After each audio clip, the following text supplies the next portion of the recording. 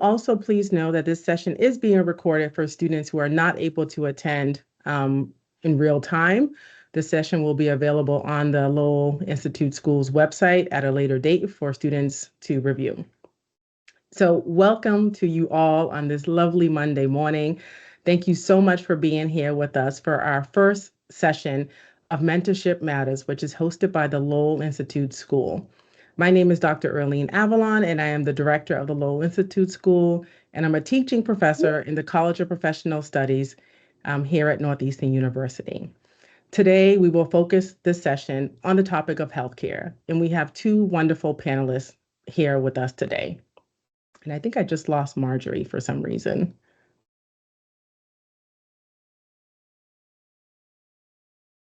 Weird, Marjorie was just here a second ago. And so we're gonna start by having our panelist, Craig Bennett, kind of give us your name and tell us a little bit about your work. But before we jump into that, I'm going to introduce myself and tell you a little bit about my experience in healthcare. Again, my name is Earlene Avalón. Prior to coming over to College of Professional Studies, I worked pretty much in the healthcare sector here in the Boston area. Right before coming to the College of Professional Studies, I was the director at Boston Children's Hospital. I was there for over a decade, leading all type of programs in diversity, equity, particularly around our clinician pipeline. I've also worked at other organizations in and around the Boston area, including state organizations and community-based public health centers. Welcome back, Marjorie. So our first question, instead of me reading your bios, I thought it would be wonderful for our participants to hear directly from you. So if you can briefly tell us your name and what you do for work, and then we'll move on to the next series of questions. So Craig, why don't we go ahead and start with you? Sure. Thanks very much. As Dr. Avalon mentioned, my name is Craig Bennett, and I have been working. Oh, Craig, okay. I'll say we can't really hear you, Craig, so if you could just speak up a little bit, please. Sure. So is that better? That's better. Okay. That's a little bit better, yeah. All right, that's great. I'll try to express myself more. As what it was explained that for the last 20 years, I have been working in academic medical centers here in the Boston area as the Chief Compliance and Privacy Officer. Most recently at Boston Medical Center here in Boston, which has a health plan and the academic medical center and the hospital. Prior to that, I worked in the insurance industry for about a decade, and prior to that, about 13 years in state government. So I'm looking forward to having this discussion with all of you, and thanks for inviting me. Thank you so much, Craig. Marjorie? I am Marjorie Merisier. I am currently the Occupational Health and Safety Officer for the Boston Public Health Commission here in the city. I have lived in the city since I emigrated here from Canada. I have worked in the hospital sector too, Craig, over at the Longwood medical area for over 20 years. And then I moved on to city government, our local public health commission. So I have a wealth of information, and I came from being an immigrant all the way up from being an admin all the way to my role now. My role is to serve our employees and all kinds of public health needs. So if our employees need protection for their work, so let's say that the environment is too hot. Let's say that they had an incident or an accident in their workplace. I'll investigate the incident or the accident to see if we can make sure that it doesn't happen again, and to make sure that they are given all the protections and accommodations that they need. So that's a little bit of what I do and how proud I am to be here. Great, thank you. And I must say, Craig and I used to work for the same medical organization many years ago, and Craig is also on faculty here at Northeastern. And Marjorie is one of my former students, and it's so great to see how you have literally just like blossomed over the years. And hopefully you can share, Marjorie, your not only your career path, but also your educational path here at Northeastern from the College of Professional Studies and beyond, which is awesome. Okay, so moving right along into that, can you please discuss your educational and professional journeys with us? Marjorie, let's start with you this time. we will do it this way. So I started out my undergrad very late in life. I had my son in 2000, and I thought, yes, I'll finish college. Yes, I'll finish college. And years go by. And the goal was I want to graduate when my son graduates high school. That was the goal. You always have to have a goal, right? And it's so far reaching. And you're like, oh my God, how am I going to get there? I met Dr. Avalón through the CPS health management path. The reason why I did that is because I had been an admin in the hospital sector for a long time. And I thought, I don't know what I want to do. It doesn't matter how old you are. Sometimes you just don't know. But I knew what I was doing was good. And I knew that I had fulfillment in the roles that I had. I just needed a little bit more. So I went to CPS. I enrolled. It was easy. And then I said, okay, let's plan a path. So CPS had a little building down, and I forgot the name of the building. So we would go there, and then they would map out, this is what you need to do. The goal is near, Marjorie, you could do it. So semester by semester, evening by evening, I would leave the Longwood Medical Area and walk myself to Northeastern from 5 to 10 p.m. and do my work every day. And I didn't even have a laptop at the beginning because I came from the pen and pencil era. So I knew how old I was by looking around at all the young ones who had a laptop. So I secured the laptop. And lo and behold, 2.5 years later, I had an undergrad. I met Dr. Avalón towards my practicum. That's how I became, that's what was part of my journey. The second part was you get the first degree and you feel like Superwoman, right? You're like, wow, I could do this. So Dr. Avalón, what do you think if I go to public health? Because I worked in environmental health and it was part of public health and I didn't even know it. And so therefore, bit by bit, I enrolled and here I was getting a public health degree. And that was degree number 2. And now I'm working on number 3, a law degree. And I am not ashamed to say that I am 50 years old this year. So it's never too late to start, everybody. Start somewhere and just keep going. And you're here. So that's a testament to you keeping going. So that's my journey. Thank you so much, Marjorie. And as I mentioned earlier, it's been so wonderful to see Marjorie and how much she has really just thrived over the years, from coming to the College of Professional Studies, finishing her bachelor's degree, going on to get her master's of public health, and then now going on to law school. And I am just so incredibly proud of you, Marjorie. And I know I tell you this all the time. So, Craig, how about you? Can you please share your educational and professional journeys with us? Yeah, so I'm probably a little older than everybody on this call, so my journey's a little bit longer. I started out going to undergraduate school. I was a political science major. I didn't really know what I wanted to do, with that major, but I was interested in history and politics and things of that nature. And after I graduated, I enrolled in the Suffolk University Public Administration Master's Degree Program. It was at night, so I worked full-time in state government, and I used to troop over each evening, 3 nights a week, from about 6 to 10, and I got my master's degree in public administration, and that was kind of my journey to starting out in state government, working originally for the Department of Transportation, and then moved over to the Department of Revenue, working as a special investigator for the Child Support Enforcement Division. And I was there for about 13 years. And during that time, I also, having completed the master's program, set out to go to law school, and something that I wanted to do. And what I also did is I enrolled at New England School of Law here in Boston, also attending at nights, took 4 years. Again, about 3-4 nights a week, working full time, and then going to school at night. And that is sort of the journey that I was on. Not really pre-planned, all sort of kind of a trajectory that I was on, but it took a lot of time and effort. And sometimes you look back and figure out, like, well, how did I do that? How did I go to school and work full time? But you make the commitment and you're serious about it, you can do pretty much anything. So that's sort of where I've been. And as Earlene mentioned earlier, I have been teaching since 2009 as a senior lecturer here at the College of Professional Studies. and really enjoying that because I see in students what I saw in myself and kind of the journey that they're on. And really admire all of you for doing that and continuing to do that. Thank you. Oh, thank you both for that. And so much of your story, Marjorie and Craig, really resonates with me. You know, when I decided to go back to school, I took a significant break off. I went to the Boston Public Schools, got a full scholarship to the University of Virginia, and had to unfortunately come back because my mother had medical issues.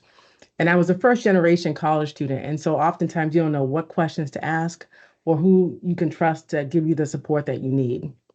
And I remember taking a significant time off before kind of getting back into the game of I really want to complete my degree. I know I personally went to a community college for 2 years, and then I went on to complete my bachelor's degree. And pretty much like Marjorie, you know, I was kind of like, well, I have this bachelor's degree. It might have taken me 6 or 7 years to get, but I'm going on now to complete my master's. And I ended up doing my master's as well in public health, a field very near and dear to my heart. But then I took about 8 to 9 years off and before going back to school to get my doctorate degree. And I went back to school like Marjorie. I had a 2-year-old and a 3-year-old. I had a mortgage, car payments, you know, life was lifing, as my kids will say. And so it is sometimes difficult to kind of keep your eye on the dream when you are faced with so many other realities of just having to live, to eat, to work, and still maintain some level of social social connectivity with your friends and your family. So, you know, anyone on this call, just keep in mind that, you know, the things that we've heard so far from Craig and Marjorie is it's important to have a goal, you know, and to juggle the demands and your desire to go to school. It might mean some level of compromise, and that might mean going to school during the day, at night, or on weekends. And I really like, I think someone said the importance of getting the right tools to help you succeed. And for some students, that might be a laptop. And for some students, that might be getting an MBTA card so they have reliable, semi-reliable transportation to get back and forth to school. Um, and I think one takeaway that I want everyone to remember so far is that you are never, ever, ever too old to pursue your dreams. Ever, ever, ever, ever. So I just want to move on. I thank you, Craig and Marjorie, so far for sharing your honest opinions about your own career paths and how you, the challenges that you faced while kind of pursuing your educational aspirations. So what I want to kind of switch and talk about, why did you decide to enter this profession? So Marjorie, let's start with you. Why did you decide to enter a career in public health, environmental health, and kind of and grow in that way? Like Craig, it just came about 3 reasons. The first reason is my parents, again, immigrated from Canada with me. They didn't have, I'm the first generation student, college student in my family. So they worked in the hospital industry. They worked as housekeepers in that industry. I've seen how hard they work, and they get up every morning to go to work. So what I knew was healthcare. So I worked at our beloved Kearney Hospital that just closed. I was an admin there. And I understood quickly that I wanted to do more because I could do more. So I ended up over on Longwood Ave. This, that, the other thing led me to research. I ended up talking to HR because they came over to the research lab. And she goes, we have a position over in. So that's part of networking, everybody. So it was networking, not even knowing it. And so this job opened in environmental health and safety. I became their office manager, which was a beautiful place to be because back there, you get to see everybody's role. You get to see what you like. You get to see what you could excel at. So in those roles, the environmental health and safety position opened, and I ended up earning the right to interview and earn that spot. That was my journey. Now doing that, I ended up understanding that it's part of public health. And I went, wow, that's part of public health. So that's why I ended up going for that second degree. Because again, as Superwoman, you just kept going. And that was how I got to where I am. So everybody has a journey. Everybody needs to network, and don't be afraid to ask questions. What is that job? What do they do?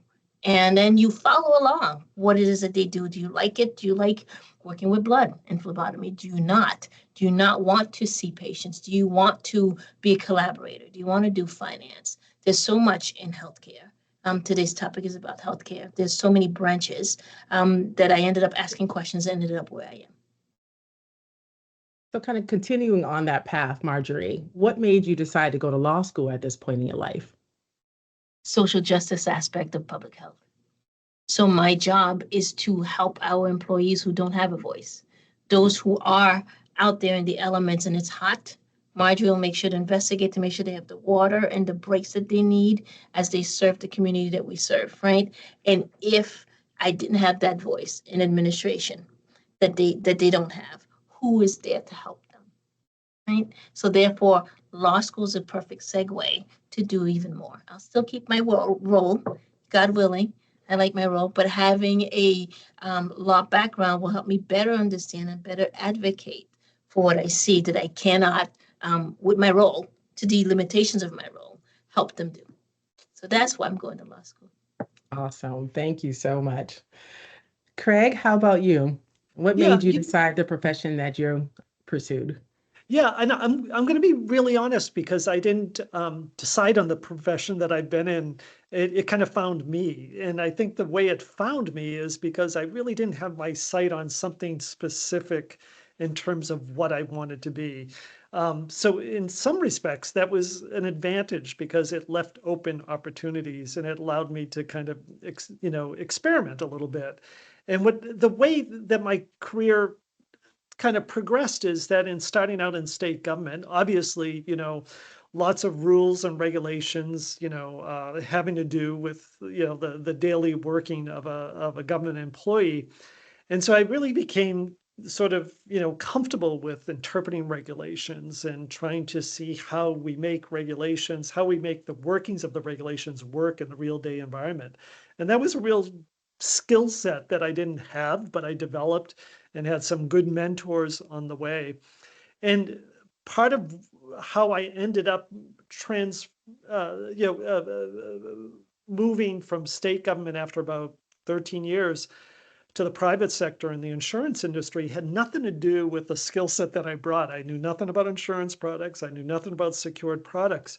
But what they were looking for was someone that spent some time in government service who could help them sort of define and work and collaborate with state regulators, especially the Division of Insurance and the Attorney General's office.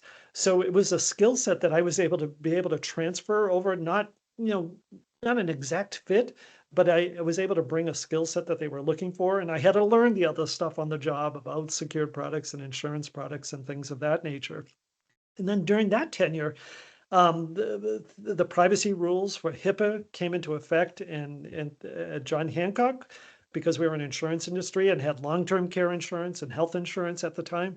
I became the pseudo privacy officer because they didn't have someone. And from there, my journey was in healthcare that I started at Boston Children's. They were looking for a privacy officer and they were looking for someone that came with that skill set. And then from there, expanded my portfolio and my knowledge about general compliance and my tenure at Beth Israel, Leahy, and now Boston Medical Center. Those were all skills that I developed but didn't have an expertise in them. And then my journey from going into graduate school and law school I've never practiced. I am an attorney, but I have never practiced in a courtroom, but I've been approaching it more on the administrative side. And I found myself constantly in working and collaborating with colleagues, a lot of lawyers and a lot with the lawyers in the organizations that I worked for. And I wanted to develop this understanding and an appreciation for what they do and where they're coming from so that I could, kind of grow in my roles. So I start off saying that, and I think it's important because sometimes we don't know what we want to be. And so I admire those people that really set out and say, this is what I want to do. I want to be a nurse. I want to be a teacher. I think that's really admirable. It wasn't me, but it really kind of allowed, opportunities that I might not have seen or thought about had I had kind of that laser focused attention. Thank you, Craig. So, in your role, and you must see that there's a lot of intersection between compliance and information technology. Can you speak a little bit about that? Kind of like how Marjorie talked about why she's going to law school because of the social justice aspects. What do you see in now in terms of compliance and how that connects with information technology? Because just so much of healthcare is easily accessible on your computer or on your cell phone. So can you talk a little bit about that? Yeah, it's an interesting question, and it's funny because I'm not a real technical person, as attested with my difficulty getting on this call today.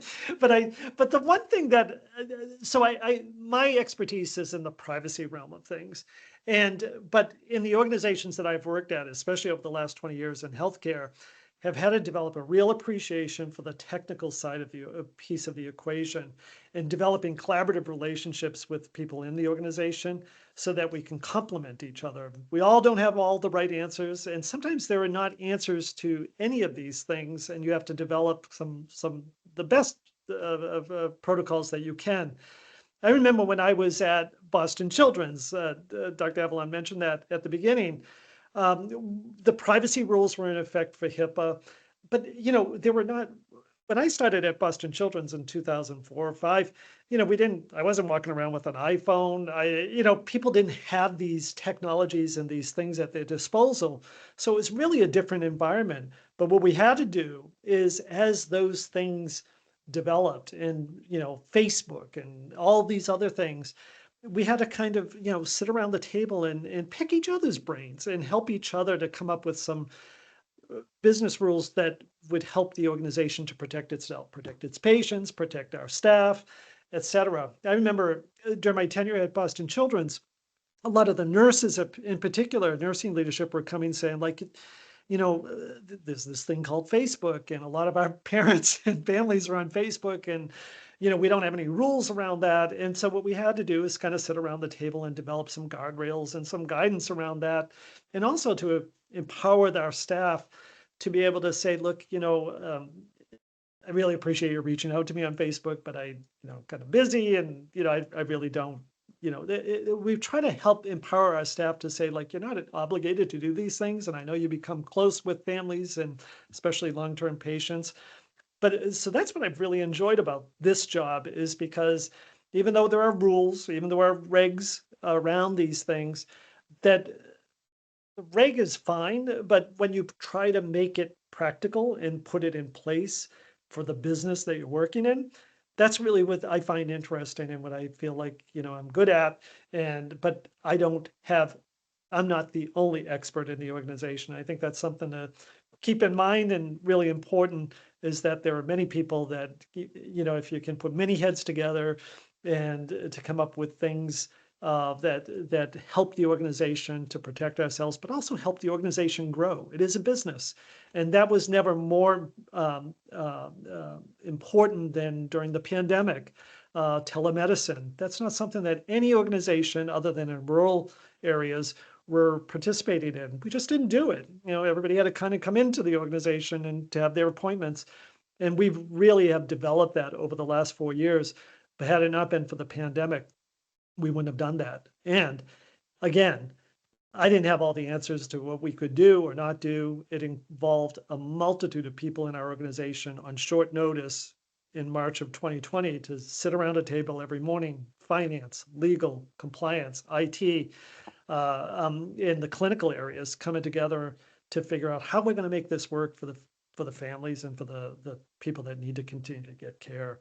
So that's sort of what I like doing. But that intersection, I really want to preface, like, when you're in an organization, large or small, it's really important to develop those collaborative relationships, to complement each other, as opposed to the way I've approached being a compliance officer in these organizations. I don't want to be the police officer of the organization. I want to help the organization. I want to add value to the organization, and my team to add value to the organization, to help the organization do the good things and continue to do the good things that it needs to do for our patients and families. Thank you, Craig. I mean, you and Marjorie both bring up really good points, is that, in healthcare, especially as healthcare looks to advance, particularly around technology, right? Like, you have to really have this multidisciplinary approach. No one person or one team can kind of do it all. So like in Marjorie's case, you do need the lawyers, you need the public health experts, you need the community health workers, and Craig, you need the IT professionals, the privacy officers, the regulatory affairs folks. Like everyone needs to come together to really solve these, you know, some of the challenges healthcare is facing, but also some of the innovative things that we can do to better support healthcare for everyone. I know that during COVID, when it came to telehealth, a number of people reached out to me and was like, okay, we have patients that maybe speak another language. So how is that going to work in the telehealth kind of environment? So making sure that we have an appropriate translator there, also making sure that the translator is someone that the patient feels comfortable sharing personal information with, having the clinician there. And then oftentimes, especially at the really early onset of COVID, is having someone who had some computer expertise there as well, because we're shifting the way that medicine and healthcare has been administered for generations. I know personally, I cannot live without my telehealth visits now, and it's just like, how could we have not done this sooner? But it does take a multidisciplinary team sitting together in a room, each of them using their area of expertise and looking at a problem through their lens, but also more importantly, willing to be collaborative in terms of how to make things work for the better. So on that note, mentioning COVID, can you please share with us one challenge you face in school and how you overcame it? So Marjorie, let's start with you. What one challenge can you think of that you faced while you were in school? It can be, kind of before your bachelor's degree, during your bachelor's degree, or your master's degree, and then how did you overcome it? I can think of many. The one that sticks out that was throughout the entire journey was the self-will, the will to continue. The one challenge you always have when you have a family, you have bills to pay, you have a full-time job. Can you get up tomorrow and go back? Can you study? Can you have the discipline? So that one challenge lasts through the whole thing because there's a goal at the end. So I had to keep thinking about the goalposts. I'm tired. I had a long day at work, but guess what? It's 5 o'clock and now I have a second job, which is my studies, and I have an exam. Did I prepare? Could I have prepared better? So the one challenge is having the sheer will. And how I did that was the network that I had around me. I had my family who took care of my young son. I had work that gave me the time to go to school, leave 5 minutes early to get on the shuttle to get down the street. I had the snacks, the food, the money to purchase those to give my energy, the tea pass that I needed to get there. So all of those little things, and then the network of friends. So you're at school with older people, younger people, and they all encourage you. We all work together. Hey, let's meet 5 minutes before class to do this. Or you text somebody and say, "Are you okay? Do you need help?" Or in the Blackboard back then, I'm showing my age, Dr. Avalon. In Blackboard, we all had a question that was due on Wednesday at midnight. So Dr. Avalon would watch as I would go and mentor and go, "Yes, you said this and I like this," and to make sure that we all get credit for the class today or for today's question. So you help each other out. So I think my one challenge was the will to continue. I'm the little engine that didn't know that I was, because I thought I was older. I have a child. I don't make much money. And here I am trying to get this big, big degree. But it happened. And then the next one happened. And then Awesome. Thank you, Marjorie. Craig, how about you? What was a challenge that you can share, and what did you do to overcome it? Yeah. So I'm gonna really date myself. So in 1978, I graduated from high school, and I was fortunate enough to get accepted at Northeastern University, the first generation in our family to go to college. And but it was a leap for our family. It was a private school, and it's all relative now. And you'll fall off your chairs if I told you what tuition was then for room and board, but it was at the time it was costly. But during that tenure, after about 3 years at Northeastern, we had a family matter that required me to kind of step back a little bit, and what it required me to do is leave Northeastern and transfer to a state school. And I had, I had invested 3 years at Northeastern. It was really kind of heartbreaking to do that. But I share it as an example because as hard as it was, and as you kind of feel self-defeating, why can't I continue on this? But it was just a matter of multiple things, cost, being closer to home and things of that nature. And it was a good experience because it proved that it didn't get me off track. It just sort of slowed me down a little bit, and I had to kind of, pivot in a different direction. And, I liked being in Boston, and it allowed me in a year and a half after that, after I finished my undergrad degree, I was able to return to Boston to graduate school, stay in Boston for law school, and I've been in Boston pretty much ever since 1982. But I think it's a good example because, sometimes things happen in life. And I think we've all had that experience, but not to let it defeat you, not to let it define you.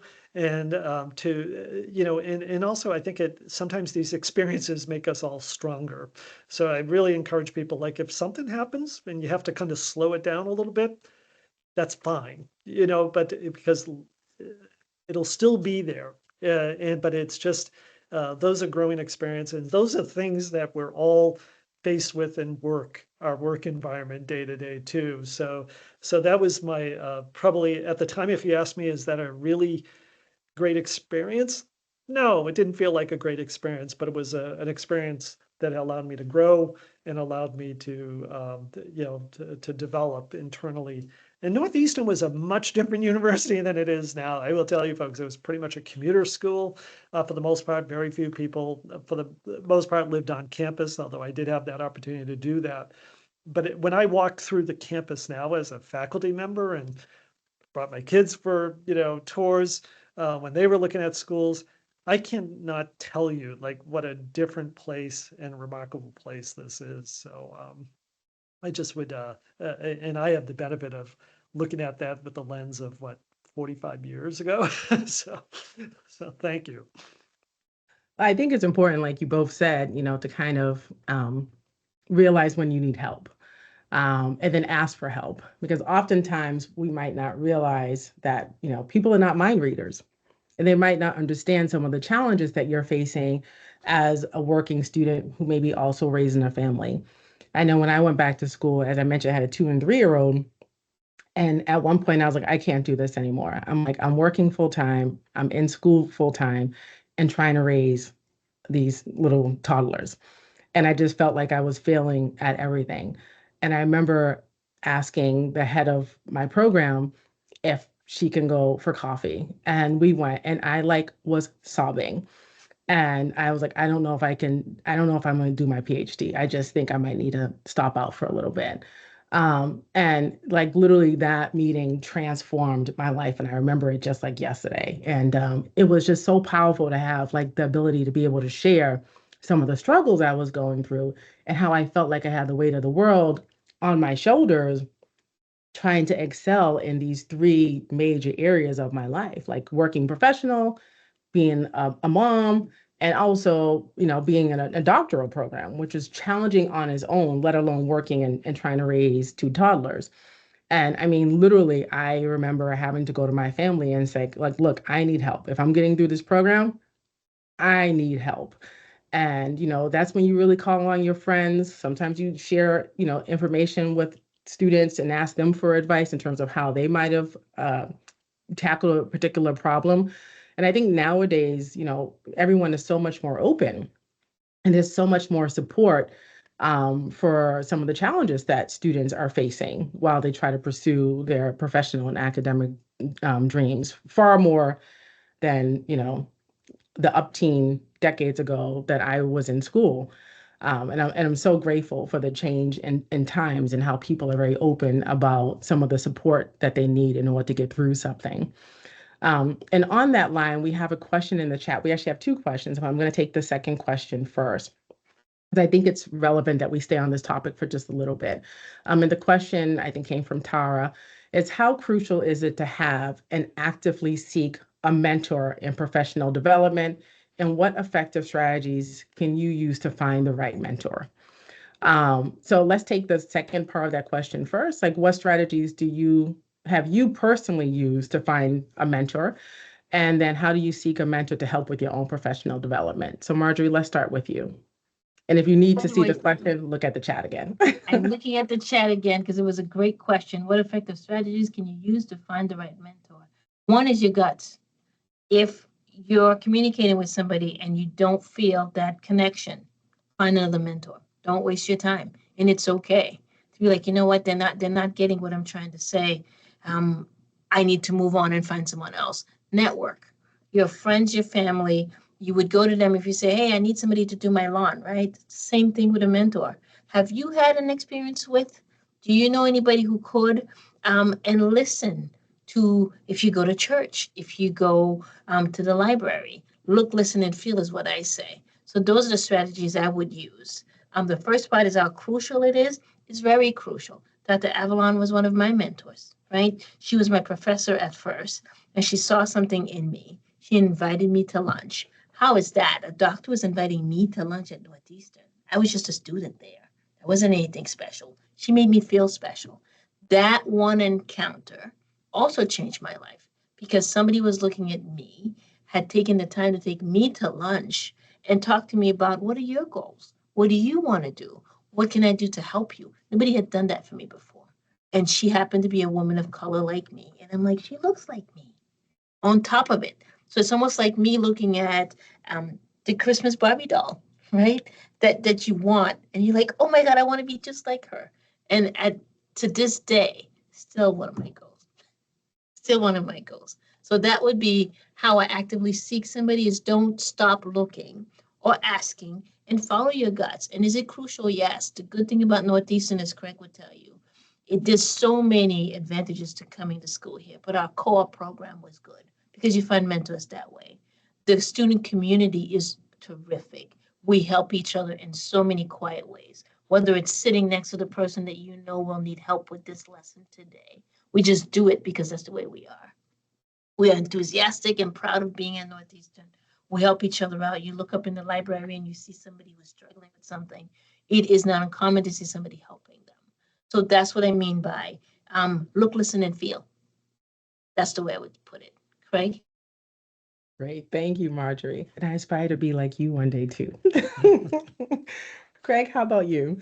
Yeah, it's such a great question, and it's something that you find your mentors in so many different places. Your fellow students. I would encourage you to look at the people that you aspire to be like, and to invite yourself to the table. That's easier said than done, but I think it's I have such great faith in the younger folks. I have two children, 29 and 26, and spend time with them and their friends.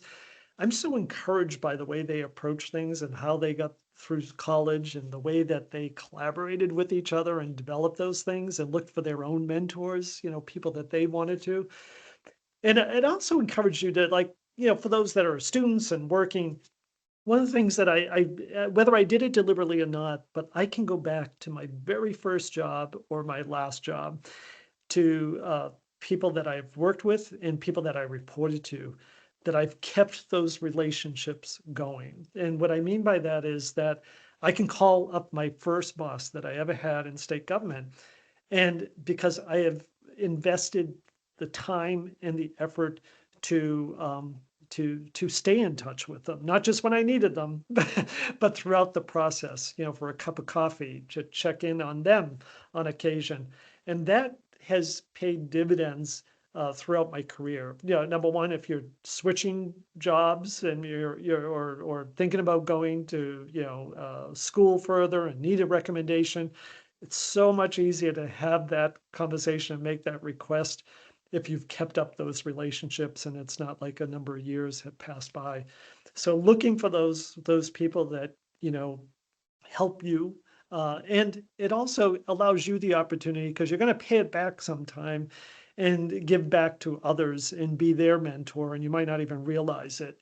One of the things that I'm fortunate about is teaching in this program.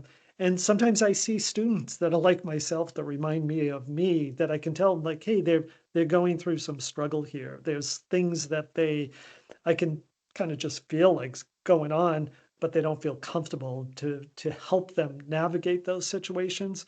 And that's what I've enjoyed mostly about teaching. And there's always someone in each semester that I've taught that I can tell has had that. Either they're not participating, or you can kind of tell they're falling behind, but they haven't kind of identified themselves that they're falling behind.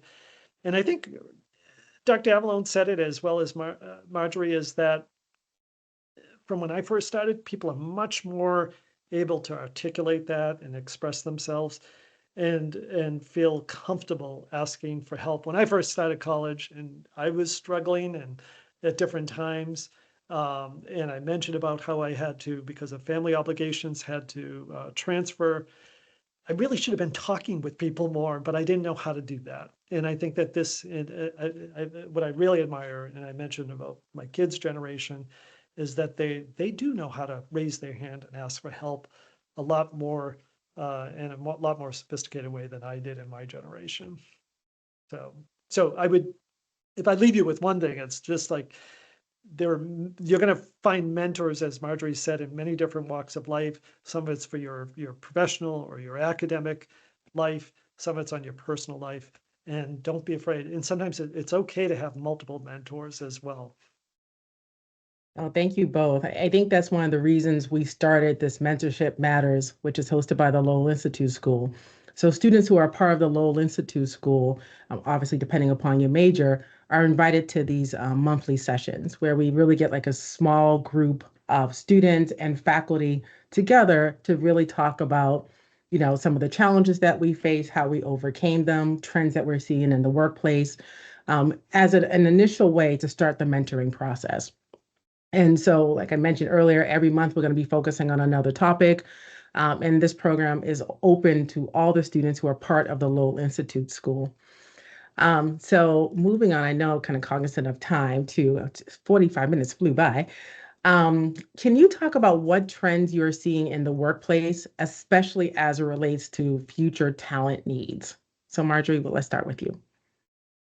What we see, so I work in administration closely with HR. What we're seeing is we are trying to diversify. We are trying to make sure that we get talent that just came out of college, because we want to give them an opportunity. Those with the most recent information or education can bring something new, and a new set of energy.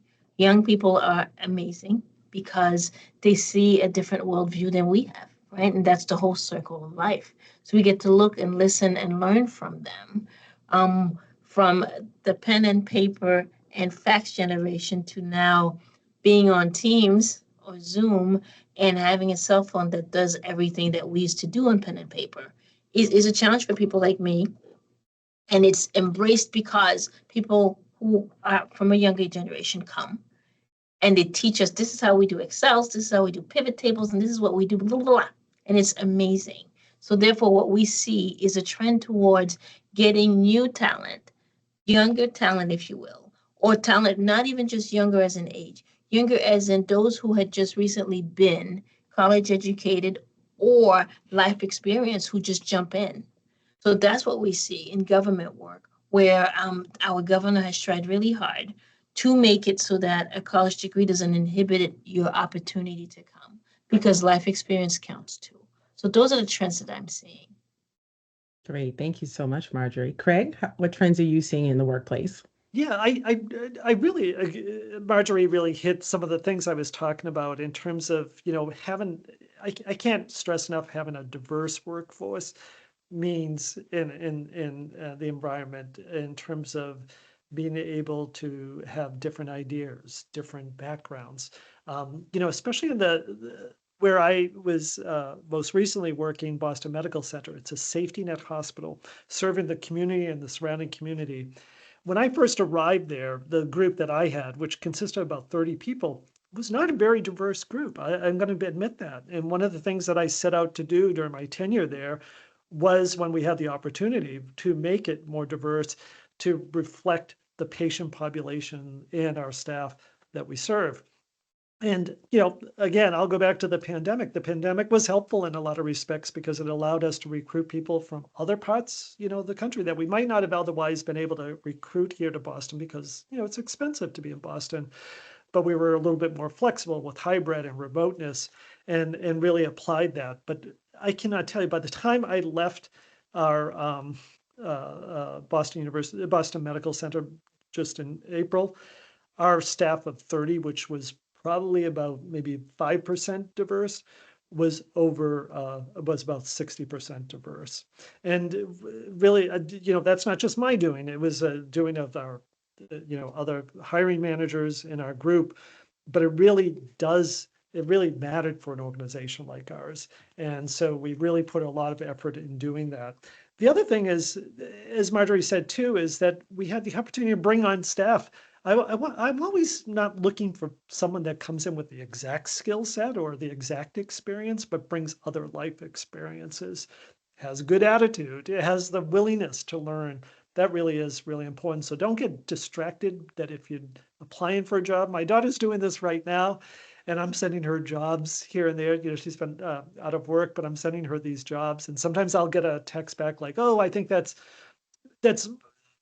not my skill set, or I don't have that expertise. And I said, but read the job description. They're actually saying you might not come to the table with all that, the experience that we're looking for, but you have these other things. She's creative, she's thoughtful, she's a good writer. Those are things that really are valuable, but not to underestimate them. So I have to kind of remind, my own kids, but as well as I remind students about that.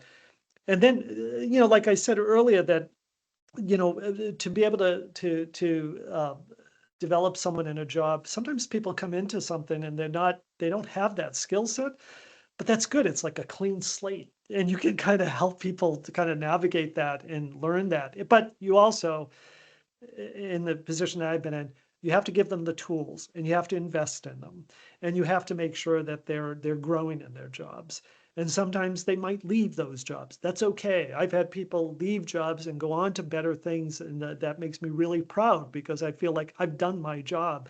And some people are perfectly happy staying in those roles, but you have to still make sure that they're feeling engaged, and that that you're helping them to grow in those roles as well. So that's again, Marjorie, I think hit it all on the head, but I can't help. All the things that you mentioned are so important in this day, because people will leave if you're not doing those things, and because they, especially younger folks, they may not stay for 30 years, but that's okay. And I think a lot of organizations are having a hard time with this, but that's okay. You want to make the most of the time that you have with them, and then help them. I'd rather people stay with our organization, but I understand that sometimes they're going to move on and not get in the way of them doing that. Well, thank you. You both touched upon the importance of teams. I want to go back to the first question we had in the chat from Patty. And her question was, can you share how you gain skills to work with a team, even when team members are of a different power level? So you both talked about the importance of diversity, and diversity is a very broad term. So can you really speak to the importance of working with a team where you might have players in the room of different power levels? So Marjorie, let's start with you. I'm going to give credit to CPS and Northeastern as a whole. We are taught to network. So we already have a built-in understanding of what a team is, whether it's a professor, whether it's a lecturer that came in, a visiting person who's a physician.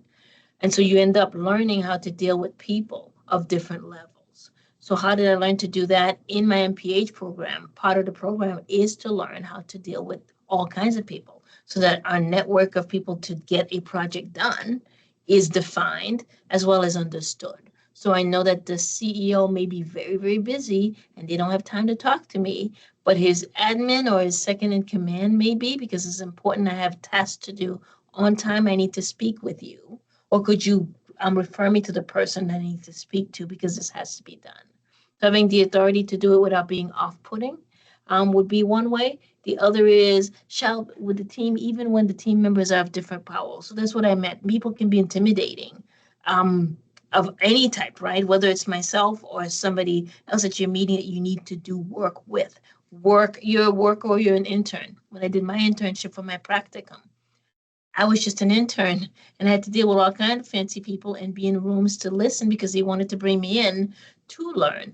Very intimidating to be in a state meeting with all of these power players and you have no idea. But what happens is everybody respects each other, one. Two, and if they don't, you speak up and try to listen for cues. Is the tone of voice that they're using with me not positive? Is it something that I'm doing or saying?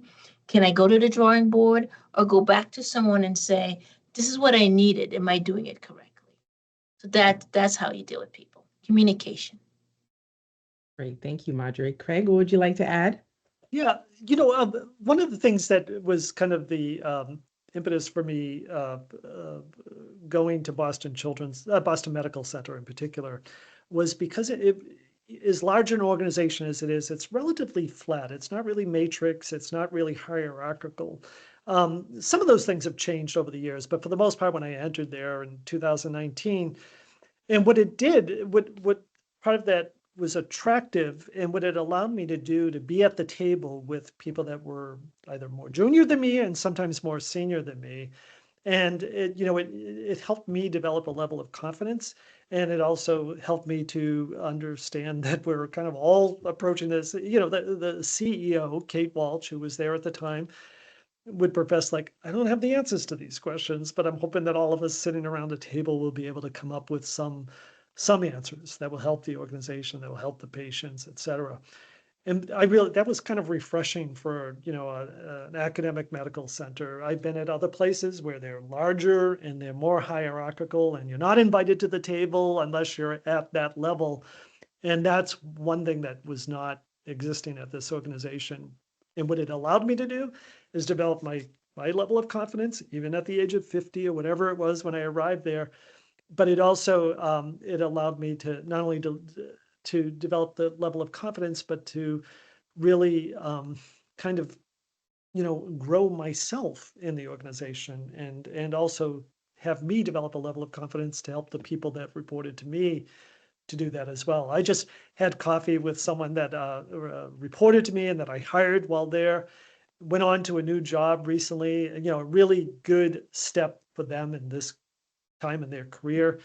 And one of the things she said was, and I was really, it was meant as a compliment, is that I allowed her to make mistakes, that I allowed her to grow in her role and not micromanage them and sometimes allow them to fail. It's because you have to do that sometimes, right? To kind of level set things. So if I could leave with anything today, it would be that, to look for the right fit for you in the organization, to invite yourself to the table, let people see what your worth is. That's really important. It's not easy to do, but it's important to do. And if it's not the right place, and if you're not allowed to do that, then sometimes you have to look at other places. You have to look for other opportunities, and that's okay too. Thank you, Craig. Ironically, that leads into our last question, which I think you answered very nicely. What advice would you give to students currently looking to advance in the healthcare field? So I know, Marjorie, I'd like to give you an opportunity to answer that because I think Craig's last couple of sentences really did a good job at providing some perspective to students about what they can do. Craig, we wish that everyone would have a supervisor or manager like you. Me too. Just had to throw that out there, Craig. But Marjorie, what advice, like if you had to think of a sentence, what advice would you want students to leave this session? I would say what Craig said, invite yourself to the table. In every which way you can, invite yourself to the table, whether it's through your studies so you can be better prepared, whether it's asking your supervisor, what about this role? Could I fit in there? Whether it's finding a mentor on the bus because this person sits next to you all the time and you see her with a book or with an ID and you wonder what she does, invite yourself to the table. Well, I must say, Craig and Marjorie, I just really want to thank you both for taking the time today. One, for launching our Mentorship Matters series hosted by the Lowell Institute School, but also really being transparent and honest in all of your responses. And I hope that the students and participants who attended today's session learned a lot and got things out of it. I do want to promote that we have other topics coming up. It's important for students to know, as part of the Lowell Institute School, you can go to any of these sessions regardless of what program you're in. So in November, we'll be featuring analytics. In December, we'll have biological science and biotechnology. In January, we'll be focusing on digital communication and media. In February, we'll be doing a session on information technology. In March, we're going to have project management. And in April, we're going to have psychology. So please make sure that you sign up for one of those sessions. Again, you do not need to be in one of those programs, but I think it's really helpful for students to learn, again, that multidisciplinary approach to working in the workforce today. So I just want to say thank you again. I want to be respectful of everyone's time. If you have any questions that you feel like maybe you didn't want to ask in the group, feel free to reach out to me directly. Again, my name is Earlene Avalón. I am the director of the Lowell Institute School. I want to try to see if I'm missing anyone in the chat. I thought I saw Anthony's hand go up. I could be wrong. It did go up for a moment. Okay. He may have been. Okay. So if you have any questions that you feel like you want to ask, or maybe that again was not asked today, please reach out to me. We will make sure that you get a follow-up response. I will reach out to Marjorie and Craig on your behalf. But again, thank you so much. And we look forward to seeing you at our next session, which will be on November 13th at 12 p.m. in the afternoon. And that will focus on analytics. So I think Anthony was trying to wave. All right. Thank you all. Have a wonderful day. Thank you. Thank It was a you. pleasure. Thank you. Bye-bye. It was a pleasure. Thank you. See you later. Bye, Dr. Avalon. Bye-bye.